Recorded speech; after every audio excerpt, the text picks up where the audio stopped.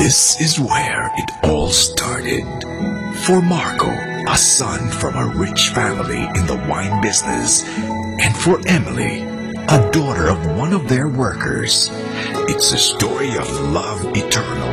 Sino ba naman ako? Nagtatrabaho lang sa hacienda ninyo. Ikaw na ang buhay ko ngayon. Anong ibig sabihin nito? Infinity. Walang hanggan. Katulad ng pagmamahal ko sa'yo. A love tested by circumstance. Anak siya ng trabahador ko! Mahal ko si Emily. Bakit pa pinakikialaman mo pa ang buhay ni Marco? Bakit pa ako makikinig sa'yo? Wala ka naman pinag-aralan. Layuan mo ang anak ko. Liligawan ka lang ni Marco dahil sa isang pustahan. Ginamit mo ko? Ginamit din kita. Masas lang tayo. A love ruined by lies. Babayad ka!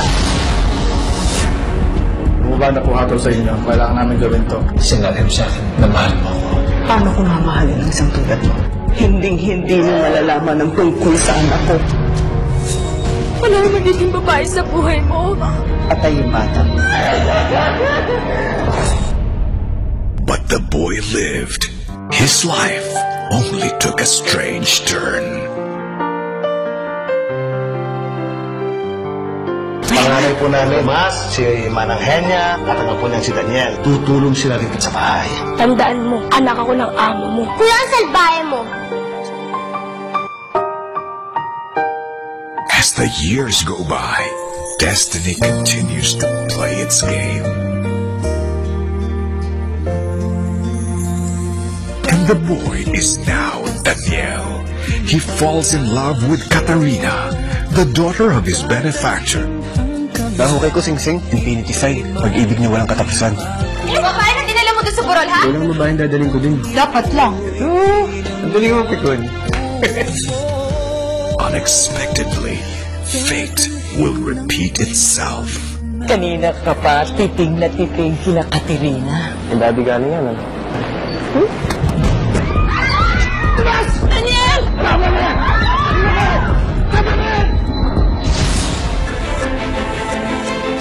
Pati kapatid ko yung tatahanan mo? Daniel's life will take a different turn. Patay na si Daniel. Mamahalin pa din kita, dito man sa lupa o sa langit. A shadow of the past will guide him Si Daniel Cruz ito. as he enters a new world. Dami ng taong pwede niyong tulungan. Bakit ako pa? Nakikita ko ang sarili ko sa'yo. Nandito po ako para ayusin ang sarili ko. Para pumatay man lang ako kay Nathan. Babalikan ko siya. Mainit po ito, Mama. Ayaw niyo kumbuntuhin ko kay Mama. Gusto ko. Gusto ko nga eh. The truth then begins to unfold. How far will Emily go to exact her revenge? Si Daniel ang susi ng aking paghihiganti. Sasamahan kita sa laban mo sa mga Montenegro. Katerina. Will you marry me? Pauwi na si Daniel sa Pilipinas bukas. Alam na Diyos kung gaano kita kamahal. Pero iniwan mo ako. What will become of the promise of forever? Tuluyan mo na akong pinalimutan. Tinitan na ang pumalit sa puso mo. Kailangan mo silang balikan, Daniel. Lahat ng nagmaliit sa'yo at ang buong Montenegro. Nakita ko si Daniel. Wala na siya, Katerina. Inagaw nila ang lahat sa'yo, Daniel. Pati ang babaeng mahal mo. Lahat ng pinakahalagahan mo. Kailangan ko na lumaban. Kailangan ko na manigil. Ang laki ng pagkakautong na sa akin. Between love and revenge, a man must decide. ABS-CBN proudly brings us a masterpiece filmed in the most beautiful places in the Philippines